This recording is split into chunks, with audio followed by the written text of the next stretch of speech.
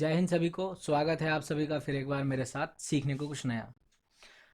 हम करेंगे योगा, उसका महत्व, उसके बारे में आप क्या समझते हैं, और अभी सबसे प्रचलित योग जो है जिसे हम अष्टांग योग कहते हैं उसके सभी चरणों के बारे में जानेंगे।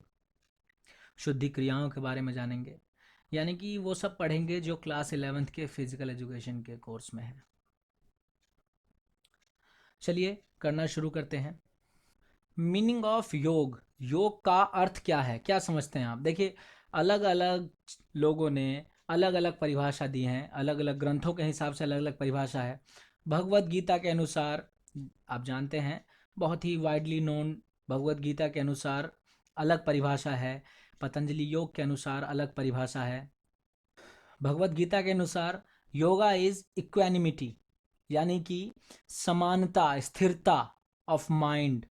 मतलब जब आपका मस्तिष्क, आपका जो मन है, वो सफलता और असफलता के बीच स्थिरता पाले, उसे ही योग कहते हैं।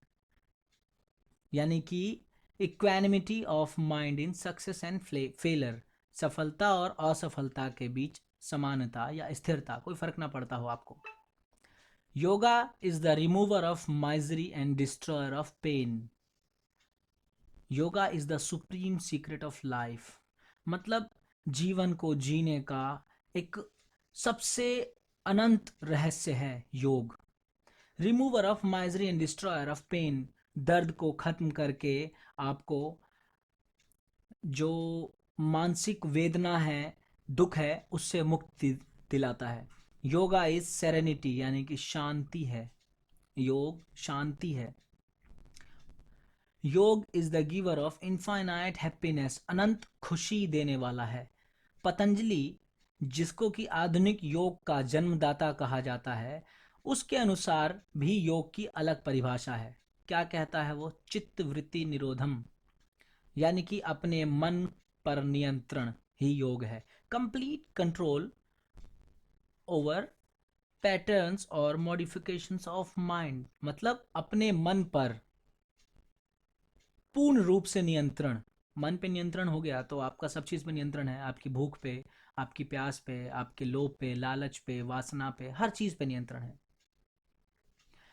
देखिए, स्ट्रक्चर ऑफ योग, यानी कि अब आप देखिए कि इस समय आप कितने प्रकार के योग पढ़ते हैं, कितने प्रकार के योग करते हैं। ठीक है ना? देखिए, जो कर रहा है वो पहले पढ़ता है ना। आप पहले जानेंगे तभी तो करेंगे। तो it is classified into 5 basic groups. मूलभूत तौर पर, बेसिक तौर पर 5 ग्रुपों में डिवाइड किया गया है: जन योग, कर्म योग, भक्ति योग, राजयोग और हठ योग। जन योग क्या है? जन योग का अर्थ कमिटेड टू इंक्वायरी, जानने की बात जहां की जाए, जिज्ञासा, जिज्ञासा का योग, दैट इज जन योग। देखिए, इनके बारे में हम डिटेल्ड स्टडी नहीं कर रहे यहाँ, वरना इन एक एक योग के भाग पर पूरी पूरी किताब है, इतना डिटेल्ड नॉलेज होता है इसमें। बस हम इसके बारे में जान ले, बस एक परिभाषा सी जान ले, बस यही जानना है आपको। कर्म योग, यानी कि yog committed to selfless service and dharma, बिल्कुल निस्वार्थ कार्य और धर्म के प्रति जो योग है वो कर्म योग है। भक्ति योग क्या है? The yog devoted to love and devotion to God, मतलब भक्ति ना, समझ रहे हो आप? ईश्वर के प्रति प्रेम और भक्ति, दैट इज भक्ति योग।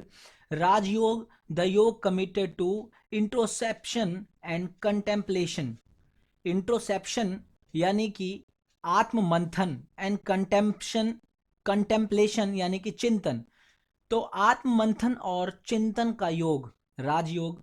और हठ योग क्या है? योग डिवोटेड टू द डिसिप्लिन, समझ रहे हैं ना? Discipline of the body and balance of the mental, physical and subtle forces of the body through the practice of आसन एंड प्राणायाम, यानी कि शरीर को अनुशासित रखते हुए मानसिक और शारीरिक शक्तियों का, जो भी आपकी मानसिक और शारीरिक शक्तियां हैं उसको नियंत्रित करते हुए, किसके जरिए नियंत्रित करेंगे? आसन और प्राणायाम के जरिए नियंत्रित करते हुए जो योग करते हैं वो हठ योग है।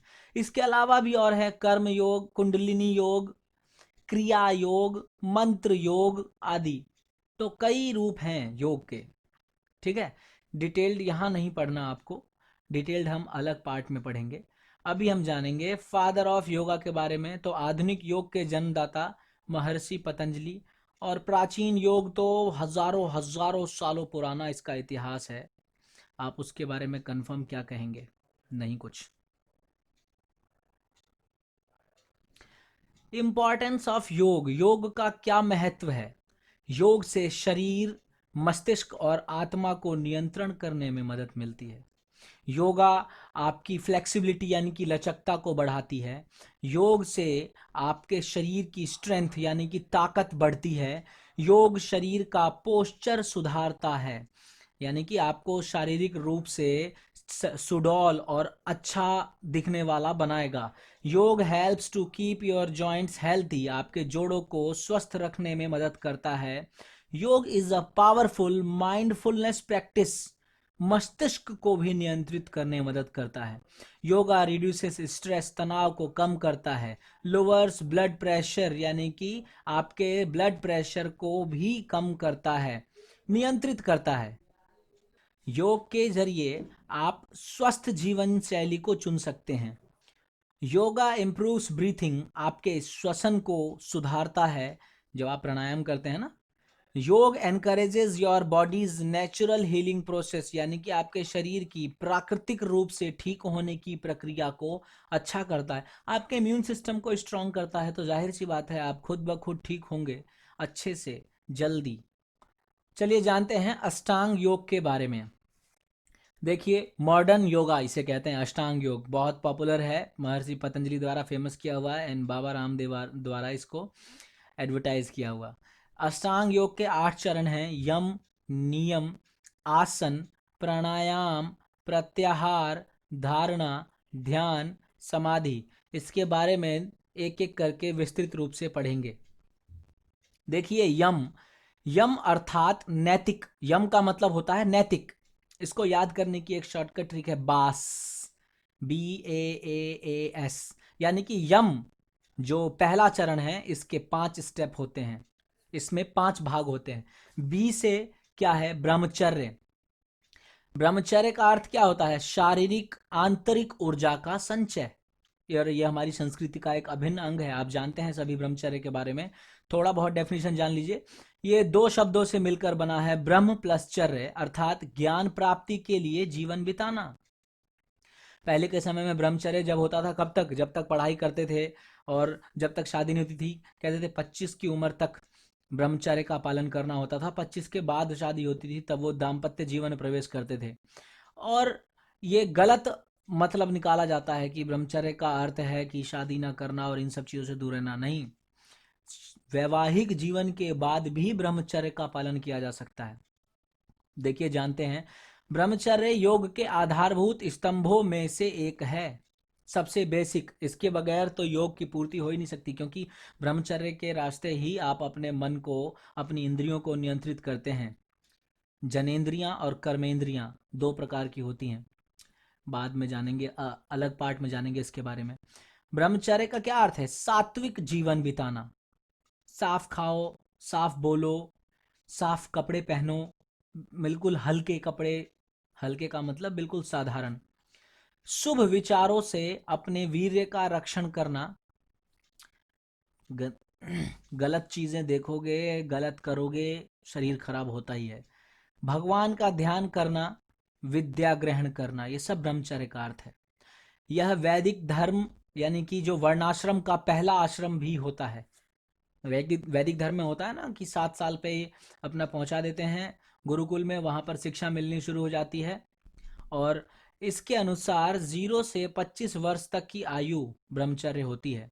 और जिस इस ब्रह्मचर्य आश्रम का पालन करते विद्यार्थी को भावी जीवन के लिए शिक्षा, आगे भविष्य के लिए शिक्षा ग्रहण करनी होती है। ब्रह्मचर्य से असाधारण ज्ञान पाया जा सकता है। वैदिक काल और वर्तमान समय के सभी ऋषियों ने इसका अनुसरण करने को कहा है। और क्यों महत्वपूर्ण है ब्रह्मचर्य? आप जानते हैं हमारी जिंदगी में जितना जरूरी वायु ग्रहण करना है, उतना ही जरूरी ब्रह्मचर्य भी है। आज से हजारों वर्ष से मतलब आज से पहले हजारों वर्ष से हमारे ऋषि मुनि ब्रह्मचर्य करके तप करते आए हैं, क्योंकि इसका पालन करने से इस संसार के सर्व सुख की प्राप्ति की जा सकती है। आप ब्रह्मचर्य रखोगे, दाम्पत्य जीवन में भी आप इन चीज़ों को जो मैंने अभी ऊपर बताया आपको कि सात्विक जीवन जियो, साफ खाना खाओ, ज़्यादा मीट मछली की तरफ मत सोचो, मतलब नॉर्मल खाना, सादा खाना, शुभ विचार, वीर्य रक्षण, भगवान का ध्यान, ये सब चीज़ें ब्रह्मचर्य में आता है। देखिए आयुर्वेद में कहा गया है कि ब्रह्मचर्य शरीर के 3 स्तंभों में से एक महत्वपूर्ण स्तंभ है। त्रयः उपस्तंभा आहार स्वप्नो ब्रह्मचर्य च अस्ति, यानी कि आहार, निद्रा और ब्रह्मचर्य, ये 3 मुख्य स्तंभ हैं शरीर के। ऐसा नहीं है कि केवल तपस्वी ही इसका पालन करते हैं, गृहस्थ जीवन में भी ब्रह्मचर्य का पालन कर पुरुष और स्त्री इसका लाभ उठा सकते हैं। फिर देखिए ऊपर मैंने आपको बताया बास, BAAAS, तो इसमें बी का मतलब समझ गया ब्रह्मचर्य, ए का मतलब है अपरिग्रह। अपरिग्रह का अर्थ है बिना लालच के। अगर लालच है तो योग की प्राप्ति संभव नहीं। तो दूसरों की चीज देख करके लालच बंद करना, ये योग का पहला चरण है। आस्तेय, आस्तेय का अर्थ होता है चोरी नहीं करना। अहिंसा, इसका अर्थ है हिंसा नहीं करना। और एस से सत्य, इसका अर्थ है सत्य बोलना, झूठ नहीं बोलना। ये यम पढ़ लिया आपने। इसके बाद है नियम। नियम अर्थात व्यक्तिगत, यम अर्थात नैतिक, पीछे आपने पढ़ा मोरल, देखा आपने, नैतिक बातें हैं समाज में जो आपके लिए सबसे सही है वो बात कही गई। नियम यानी कि व्यक्तिगत, इसके लिए है सस्ती, SSSTI। एस से शौच, शौच का अर्थ है नित्य नियमित रूप से शरीर से मल बाहर करना, बिल्कुल टाइम पर, बॉडी को क्लीन रखो, साफ रखो। कहते हैं ना पेट सफा हर रोग दफा, तो सही से समय से शौच करना, पेट साफ रखना कई रोगों को खत्म कर देता है, और निरोग शरीर ही आपको हर सुख दिला सकता है। तो योग का ये दूसरा चरण है। एस से संतोष, अर्थात जो आपको अपने कर्मों से प्राप्त है उसमें खुश रहना, उस पर संतोष रखना। एस से स्वाध्याय, अर्थात सेल्फ स्टडी, स्वयं अध्ययन करना, आत्म मंथन करना, क्या करूं, क्यों करूं, कैसे करूं, कब करूं, इन सब चीजों पर विचार करना। टी से तापस, अर्थात अनुशासन यानी कि डिसिप्लिन रहने, हर कार्य को नियम से करना और सही तरीके से करना। देखिए चाहे सुबह उठने की बात हो, खाना खाने की बात हो, कहते हैं ना कि खाना बिल्कुल नियमित तौर पर निश्चित समय पर खा लेना चाहिए। शाम को नियम के अनुसार खाने को 6 बजे 7 बजे से पहले खा लेना चाहिए। खाना खाने के बाद थोड़ा टहलना चाहिए। बहुत नियम है शरीर को स्वस्थ रखने के लिए, मस्तिष्क को नियंत्रित और तंदुरुस्त रखने के लिए। ठीक है। आई से ईश्वर परिनिधान, यानी कि ईश्वर को समर्पित करना, अर्थात अपने अहंकार को, अपने ईगो जो आपके अंदर ईगो है वो ईश्वर को समर्पित करना। ये जान लेना कि जो ताकत आपके पास है वो सबसे बड़ी नहीं है, कोई है जिसको छीन भी सकता है, किसी और को भी दे सकता है। याद रखना जो ज्ञान आपके पास है वो सबसे अधिक नहीं है, कोई दूसरा भी आपसे अधिक ज्ञानी हो सकता है। धन कोई दूसरा भी आपसे ज़्यादा हो सकता है। मतलब ईगो को त्याग देना, ये समझ लो कि मेरा हर कर्म का मूल्यांकन हो रहा है, कोई ना कोई निगरानी रखे है, सब सही और गलत सबका हिसाब हो रहा है। तो ये ईश्वर परिनिधान, ये योग का दूसरा चरण यानी कि नियम के अंतर्गत आता है। योग का तीसरा चरण आसन। पतंजलि योग सूत्र के अनुसार आसन क्या है? A position that is steady and comfortable, मतलब स्थिरम सुखम आसनम, एक ही स्थिति में लंबे समय तक बिना किसी तकलीफ के अपने आप को बनाए रखना आसन है। और मुख्यतः 3 प्रकार के आसन होते हैं। कल्चरल आसन, जिसको हम सांस्कृतिक आसन कहते हैं, नॉर्मली शरीर को फिट रखने के लिए इन्हीं कल्चरल आसन का प्रयोग किया जाता है, समझे, शरीर फिट रखने के लिए। मेडिटेटिव आसन यानी कि ध्यानात्मक आसन, किसी भी प्रकार का ध्यान मुद्रा करना हो, कंसंट्रेशन बढ़ाना हो, एकाग्रता बढ़ानी हो, ध्यानात्मक आसन उपयोग करना पड़ता है। और रिलैक्सिंग आसन यानी कि विश्रामात्मक आसन, बिल्कुल रिलैक्स करना हो, तनाव खत्म करना हो, एंजाइटी खत्म करना हो, चिंता खत्म करनी हो, चिंतन करना हो, सब रिलैक्सिंग आसन में होता है। देखिए जानिए, कल्चरल या करेक्टिव आसन, देखो बोला ना शरीर को फिट रखने के लिए, सांस्कृतिक या संवर्धनात्मक आसन, शरीर फिट रखने के लिए। कल्चरल आसन में क्या क्या होते हैं देखिए, डायनामिक आसन, डायनामिक यानी कि गतिशील, जैसे कि सूर्य नमस्कार जिसमें शरीर गति में रहता है, अब ये आसन फिर तुरंत दूसरा, फिर तुरंत तीसरा, फिर तुरंत चौथा, इस तरीके से। सूर्य नमस्कार एक अलग ही टॉपिक है। फॉरवर्ड बेंडिंग आसन जो आगे झुक के किया जाता है, जैसे पाद हस्तासन, पश्चिमोत्तासन। अब देखिए इन आसनों के बारे में डिटेल स्टडी हम यहाँ नहीं पढ़ सकते वरना बहुत लंबी वीडियो हो जाएगी ये, हम सारे आसन कराऊं तो 5 घंटे में भी पूरा ना हो। ठीक है, तो नाम याद रखिए, बाकी डिटेल स्टडीज हम दूसरे दूसरे पार्ट में करेंगे। बैकवर्ड बेंडिंग आसन यानी कि पीछे झुकने वाले आसन, यानी भुजंगासन, धनुरासन।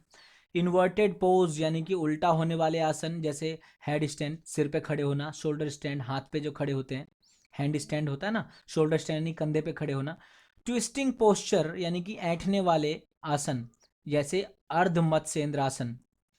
फिर साइडवर्ड बेंडिंग पोज यानी कि तिरछा झुकने वाले आसन, यानी कि trikonasana. Standing posture with balance यानी कि खड़े होकर संतुलन बनाने वाले आसन, जैसे ताड़ासन, वृक्षासन। देखिए 2-4 आसनों के बारे में तो आप यहां भी पढ़ेंगे डिटेल्ड में। चलिए आगे, मेडिटेटिव आसन यानी कि ध्यानात्मक आसन, आपको नाम याद रखने हैं इनके। पद्मासन, अगर ज्यादा ही आपके अंदर जिज्ञासा हो, कहा ना मैंने, ज्ञान योग अभी पढ़ाया था पीछे मैंने, तो जन योग जिसको कहते हैं, तो आप इधर उधर गूगल पे कहीं भी सर्च कर लेंगे, इन आसन की फोटोज वगैरह देख लेंगे, नहीं तो मैं और पार्ट्स में बनाऊंगा। पद्मासन, सिद्धासन, स्वस्तिकासन, सुखासन, वज्रासन, मित्रासन, मुक्तासन, गुप्तासन, ये सभी ध्यानात्मक आसन है। इन आसनों में बैठकर ध्यान लगाया जाता है।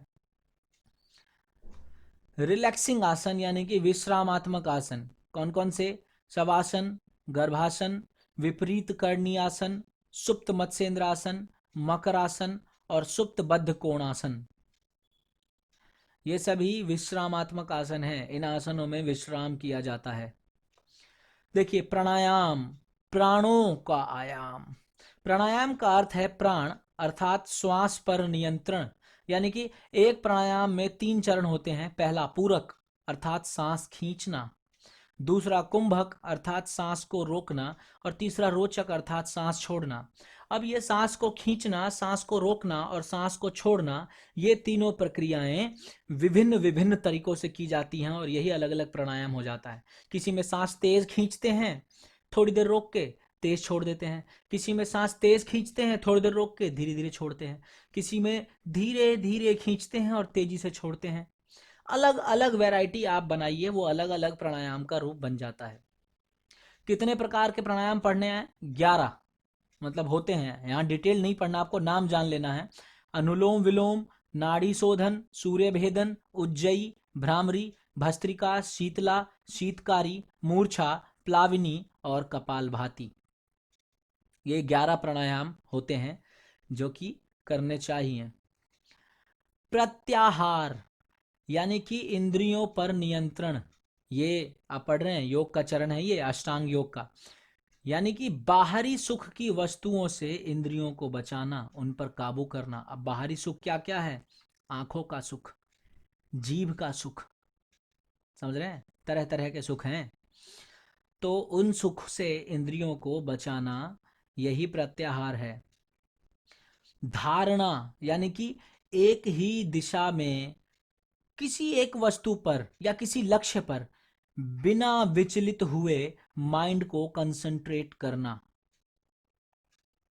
एकाग्रता करते हैं ना आप, कंसंट्रेशन करते हैं ना, कोई एक छोटी सी बिंदु है उस पर देख रहे हैं देख रहे हैं। अब वो बिंदु की जगह कुछ और भी हो सकता है, आपके ईश्वर की प्रतिमा हो सकती है ना, कुछ भी हो सकता है जिस पर आप कंसंट्रेट करें। फिर ध्यान, ध्यान का अर्थ है ईश्वर का ध्यान लगाना, सच को जानने की जिज्ञासा के साथ ध्यान ध्यान लगाना।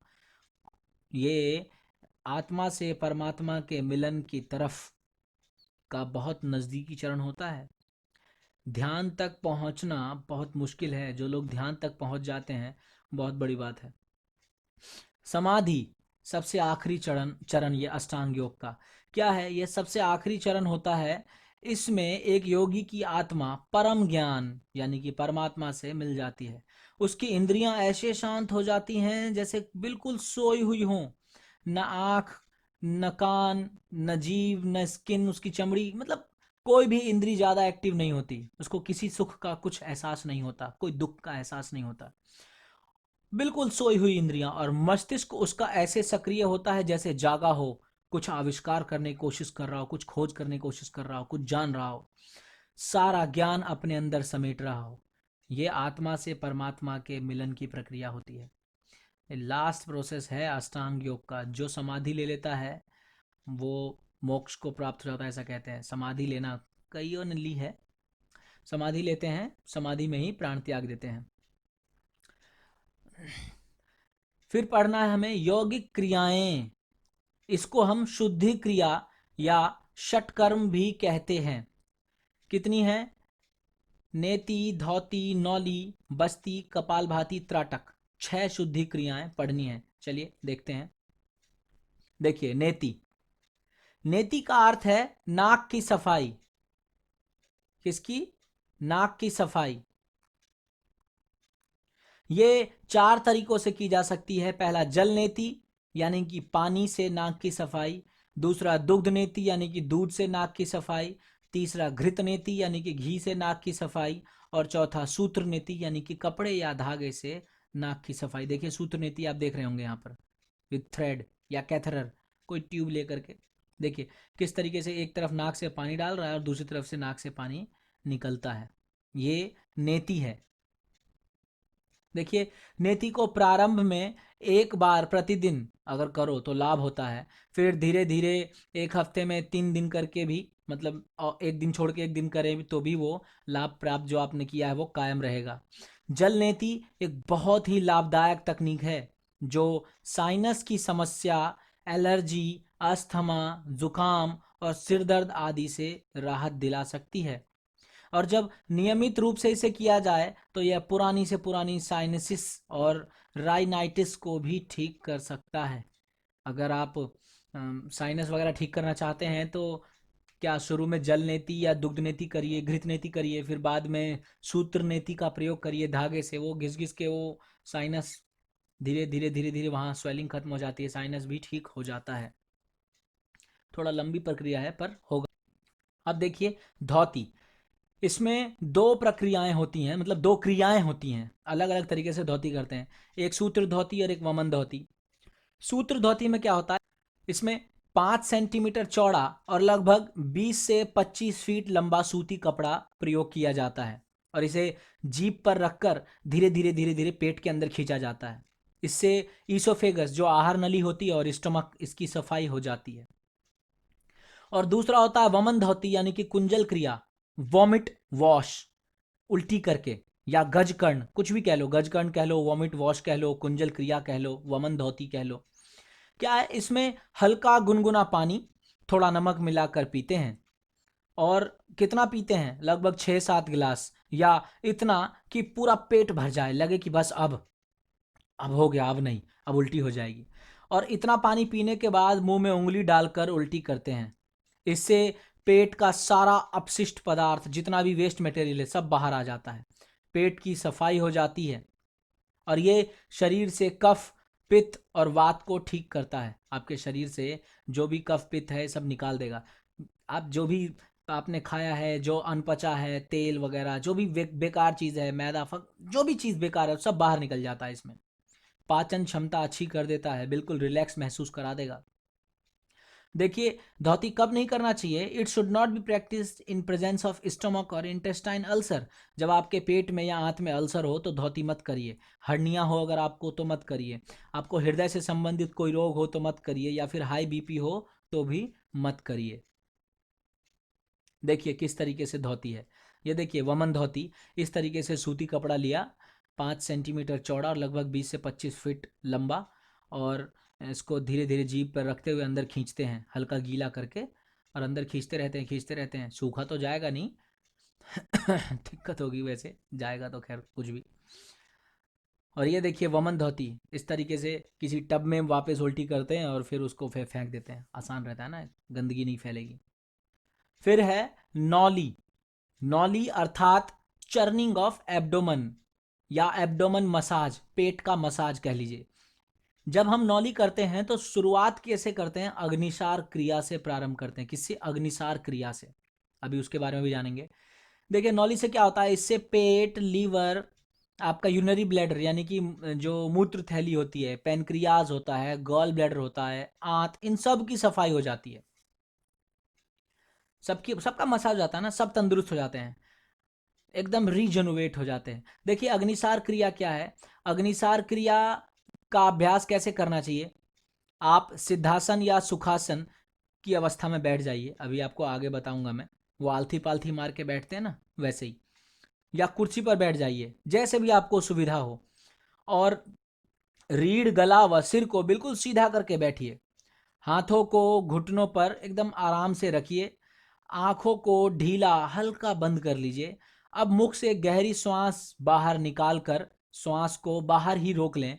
इसके पश्चात कंधों को हल्का ऊपर उठाइए और हाथ को सीधा एकदम तानते हुए स्ट्रेट पेट की मांसपेशियों को, हाथ कहाँ है आपके, घुटने पर हैं, याद रखिए घुटने पर रखे हुए हैं। कंधा थोड़ा उठा करके बिल्कुल हाथ सीधा करते हुए, हाथ घुटने पे रहने चाहिए, और पेट की मांसपेशी को बिल्कुल अंदर की तरफ खींचिए और फिर बाहर धकेलिए, फिर अंदर खींचिए, फिर बाहर धकेलिए, इस तरीके से करिए। वेव्स बनाइए अपने पेट में। और यह पूरी क्रिया श्वास को बाहर रोककर ही करनी चाहिए। फिर जब श्वास अंदर लेने का मन करे तो पेट तथा हाथ को सामान्य रखते हुए श्वास को अंदर खींचिए।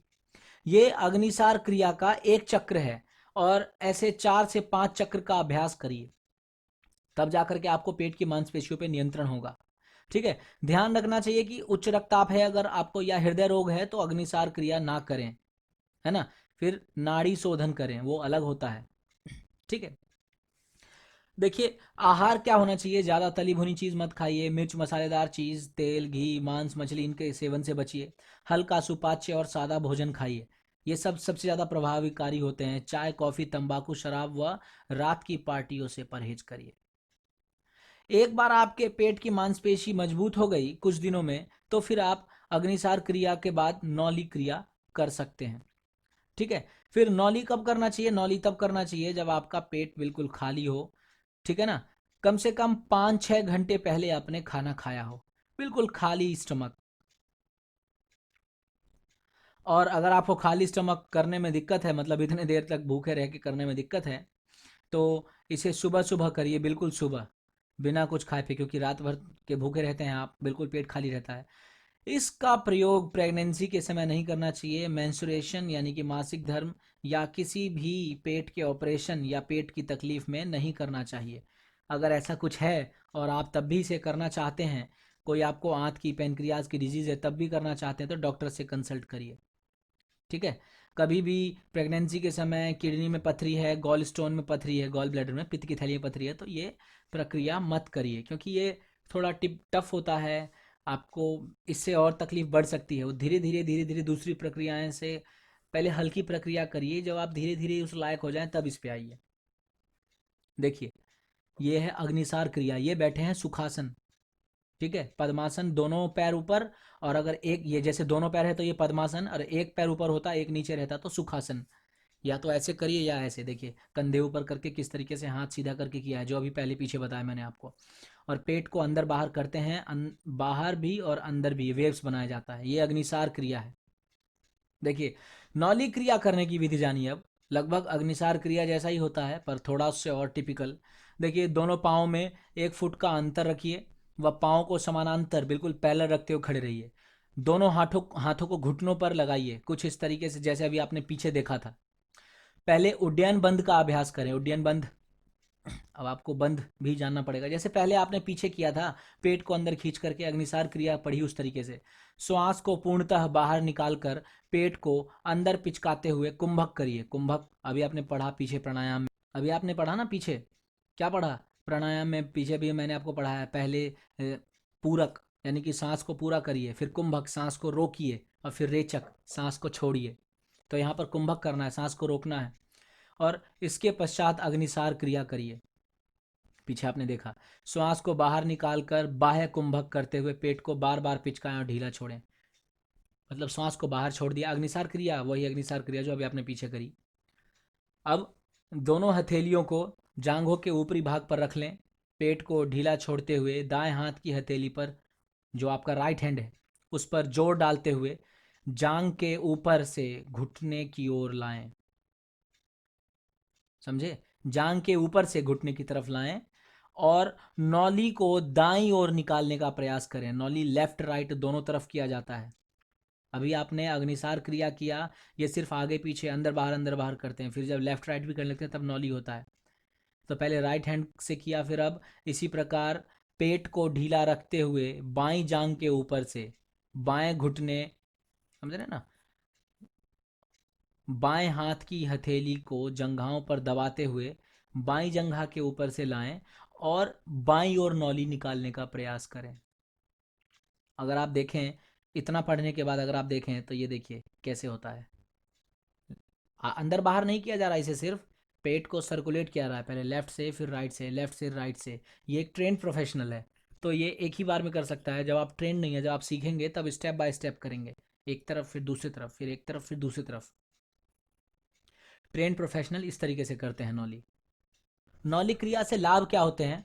इस क्रिया से जो आंतों में जो मल यानी कि वेस्ट चिपका हुआ है वो उखड़ता है, वो हटता है, कब्ज दूर हो जाता है, गैस का खत्म हो जाएगा आपका, पेट का मोटापा घटेगा, समझे? मंदाग्नि दूर होती है, मतलब जो जो स्टमक फायर है आपका, पेट में जो भी गड़बड़ी है ठीक हो जाएगी। लीवर, आपका जो प्लीहा यानी कि स्प्लीन, कोलोन और जो ग्रंथियां हैं ग्लैंड्स वहाँ पास में, वो सब प्रभावित होती हैं, सब ठीक होती हैं। वात, पित्त, कफ तीनों प्रकार के दोष शांत होते हैं। पेट हल्का रहता है, भूख भी खूब लगती है, शरीर स्वस्थ रहता है, मन प्रसन्न रहता है। अगर आंतों में सूजन हो या संग्रहणी रोग हो तो नौली नहीं करना चाहिए। आंत से आप ये जान लीजिए कि इंटेस्टाइन से संबंधित अगर आपको डिजीज है, स्वेलिंग है, उसमें पेन है, तो मत करिए नौली। फिर है बस्ती, इसको हम कहते हैं यौगिक एनीमा। एनीमा सफाई कर रहे हैं, देखो कैसे। इससे कोलोन यानी कि बड़े आंत का जो हिस्सा है कोलोन, उसे साफ किया जाता है। दो प्रकार से किया जाता है, शुष्क बस्ती और जल बस्ती। शुष्क बस्ती में, शुष्क बस्ती को हम स्थल बस्ती या वात बस्ती के नाम से भी जानते हैं। इसमें एनस से यानी कि जो आपका मल द्वार है उससे हवा खींचकर कोलोन को साफ किया जाता है। और जल बस्ती क्या होता है? इसमें एनस से पानी खींचकर कोलोन को साफ किया जाता है। देखिए अभी डायग्राम से दिखाता हूं, देखिए कैसे करते हैं। बस्ती कैसे करते हैं? एक टब जिसमें पानी भरिए और उसमें बैठ जाइए, आगे की तरफ झुकिए, अपने दोनों हाथ घुटनों पर रखिए और अपने एनस से अपनी आंतों में पानी खींचिए और पानी को थोड़ी देर वहां पर रोक के रखिए और उसके बाद एनस से फिर से बाहर प्रेशर से निकाल दीजिए। और इस प्रक्रिया को तब तक दोहराइए जब तक आपका वो कोलोन बिल्कुल साफ नहीं हो जाता। इसमें आपको साबुन का प्रयोग नहीं करना चाहिए। कभी सोचो साबुन डाल के पूरा खंगाली दूं मैं, ना। एनेमा में प्रयोग पानी या ट्यूब बिल्कुल साफ होना चाहिए, वरना इससे इन्फेक्शन हो सकता है, क्योंकि आप आंत में पानी ले जा रहे हो, याद रखो। देखिए जो एनीमा करते हैं, इसके कॉमनली, बहुत कॉमनली यूज्ड एनीमा क्या होते हैं? Fleet phospho soda enema. इसमें क्या होता है, ये ब्रांड नेम है बिल्कुल, क्या, फॉस्फोडिया एनीमा, नाम से ही पता चल रहा है। इसमें सॉल्ट का प्रयोग करते हैं। कौन सा? Sodium phosphate. जो पानी आप आंत के अंदर ले जा रहे हैं उसमें सॉल्ट यानी कि सोडियम फॉस्फेट का प्रयोग करते हैं। फिर मिनरल ऑयल एनीमा, इसमें लुब्रिकेंट्स का प्रयोग करते हैं। इससे जिस पेशेंट को लैट्रिन में दिक्कत होती है, मतलब मल निकालने में दिक्कत होती है, उसको आसानी हो जाती है। फिर सेलाइन सॉल्यूशन एनीमा, इसमें भी नमक मिला लेते हैं, कॉमन सॉल्ट जो घर में प्रयोग कर रहे हैं। फिर मिल्क एनीमा, इसमें दूध का प्रयोग करते हैं। देखिए एनीमा से एब्डोमन यानी आपका जो पेट है, पूरा पेट, स्प्लीन यानी कि प्लीहा, इसकी बीमारी ठीक हो जाती है, उसमें सूजन कम होता है, कॉन्स्टिपेशन ठीक होता है, गैस जो है वो ठीक हो जाएगा, स्टूल पास करने में आसानी होगी क्योंकि वो सॉफ्ट और आसान हो जाता है। ठीक है, देखिए कैसे। ये एंशियंट मेथड है, पहले जो यूज़ होता था, नदी में जा कर के बस्ती करते थे। आप आराम से बैठिए और एनस के थ्रू पानी को खींचिए और बाहर करिए। देखिए इसमें अब तो बहुत दिक्कत होती है क्योंकि पानी आपका प्योर नहीं है, बहुत गंदगी है हर जगह पानी में। अब वो आंत में अंदर जाएगा तो उससे इन्फेक्शन की संभावना बढ़ जाती है। लेकिन अगर कैथर का प्रयोग करके करते हैं, शुष्क बस्ती या फिर ट्यूब के जरिए पानी का प्रयोग करते हैं, तो इस तरीके से क्या आता है, ये हव देखिए ये ट्यूब है, इसके थ्रू एनस में हवा या पानी डाल करके बस्ती की जाती है। अब है कपाल भाती, इसको बोलते हैं स्कल शाइनिंग प्राणायाम, बिल्कुल खोपड़ी चमका देवे, ललाट पे चमक पैदा कर देने वाला। देखिए इसमें सांस धीरे और नॉर्मल तरीके से अंदर खींचते हैं लेकिन बाहर निकालते हैं बहुत तेजी से, समझे। खूब देखा होगा आपने कपाल भाती करते हुए बाबा रामदेव को टीवी पे, देखिए इस तरीके से सांस धीरे और फुल अंदर खींचते हैं लेकिन बाहर निकालते हैं तेजी से, पेट पर जोर देते हुए। ये सभी शुद्धि क्रियाएं हैं, कुछ ना कुछ साफ ही कर रहा है शरीर से। ये आपके फेफड़ों को साफ करेगा। अच्छा, कपाल भाती पेट पे भी जोर दे रहा है तो आपका लीवर और इंटेस्टाइन वगैरह की भी मसाज कर देगा ये। और स्कल शाइनिंग तो है ही। ठीक है, आगे त्राटक। त्राटक में किसी एक वस्तु पर, ये शाओलिन वगैरह में, कुंफ वगैरह में बहुत यूज़ होता है, किसी एक वस्तु पर फोकस करते हैं आंखें खुली रख करके और उसे एक टक देखते रहते हैं, तब तक देखते रहते हैं, तब तक देखते रहते हैं जब तक कि आंखों से बिल्कुल पानी ना निकलने लगे। इससे कंसंट्रेशन भी बढ़ता है और आंखों की सफाई भी हो जाती है। फिर ध्यान और एकाग्रता के लिए आसन, जिसको हम कहते हैं आसन फॉर कंसंट्रेशन एंड मेडिटेशन। देखिए ताड़ासन, इसका यूज करते हैं। देखिए किस तरीके से पैरों पर खड़े हो गए, पंजों पर, और बिल्कुल सब कुछ स्ट्रेट, पूरी बॉडी स्ट्रेट, और दोनों हाथ को ऊपर मिलाते हुए बिल्कुल खींचकर स्ट्रेट रखते हैं। इसको हम पाम ट्री पोज भी कहते हैं, ताड़ासन। ठीक है, कहते हैं लंबाई बढ़ाने के लिए बहुत बढ़िया होता है ये। जैसे जिस उम्र के बच्चे होते हैं ना, 10-12 की उम्र के, उनको खूब करना चाहिए पर डे, 5-5 मिनट, 10-10 मिनट। और ध्यान के लिए भी प्रयोग किया जाता है, कंसंट्रेशन के लिए। पद्मासन और सुखासन। देखिए ये पद्मासन है, दोनों पैर क्रॉस कर लिए हैं तो ये पद्मासन है, और एक खाली ऊपर है और एक नीचे, सुखासन। सुखासन पहले प्रयोग करते हैं जिसमें पद्मासन में जिसकी फ्लेक्सिबिलिटी कम है, शरीर इसमें घुटनों में लचकता कम है पैरों में, तो वो पद्मासन नहीं कर पाएगा, तो वो सुखासन लेता है। एक पैर ऊपर रख लेगा, एक नीचे रख लेगा। ठीक है ना, ध्यानात्मक आसन है ये। फिर है नौकासन। देखिए इस तरीके से बना लेते हैं आगे की तरफ, और अगर पीछे की तरफ बनाना है तो इस तरीके से। ठीक है, आसन फॉर कंसंट्रेशन। वैसे तो आप देखो इसको करोगे तो आपको पेट में तकलीफ सी महसूस होगी, आपको लगेगा कि पूरी बॉडी की ताकत लग रही है। लेकिन जब आप सारे शरीर की ताकत को एक जगह कंसंट्रेट करना, स्टमक पे, अपने पेट पे कंसंट्रेट करना सीख जाएंगे तो ऑटोमेटिकली आपका माइंड आपके कंट्रोल में आने लगेगा। वृक्षासन, ये तो आपने खूब देखा होगा तपस्या करते हुए लोगों को, इस स्थिति में देखा होगा ना टीवी सीरियल्स में कैसे ऋषि मुनि तपस्या करते थे वृक्षासन में। ट्री पोज, एक पैर पे खड़े होना, दूसरे पैर को यहाँ घुटने के पास उससे ऊपर लगा के रखना ताकि बैलेंस बने, और दोनों हाथों को ऊपर जोड़कर बिल्कुल आंख हल्की बंद करके। फिर है गरुड़ासन। गरुड़ासन, गरुड़ की तरह। देखिए एक पैर पे बॉडी बैलेंस्ड है, दूसरा पैर मोड़ करके पीछे से लाया हुआ है, और इसी तरीके से हाथ को भी ऐंठा हुआ है। ठीक है ना, ईगल पोज या फिर गरुड़ासन। आप देख पा रहे होंगे किस तरीके से करना है इसे। फिर है relaxation technique for improving concentration. Concentration अच्छा करने के लिए क्या है, योग निद्रा। ये कौन सी स्थिति है आप जानते हैं, कौन सा आसन है ये है शव आसन। शव की तरह, बिल्कुल मृत शरीर की तरह। और इस आसन में लेट जाइए। जब कभी आप देखो, अगर आपको थोड़ा स्ट्रेस हो या शरीर में थकान ज़्यादा महसूस हो रही हो, आप बिल्कुल फर्श पर ये देखो योगा मैट वगैरह लगा लो ताकि शरीर गंदा ना हो या ज़्यादा ठंडा महसूस ना हो नीचे से, अच्छा रहता है।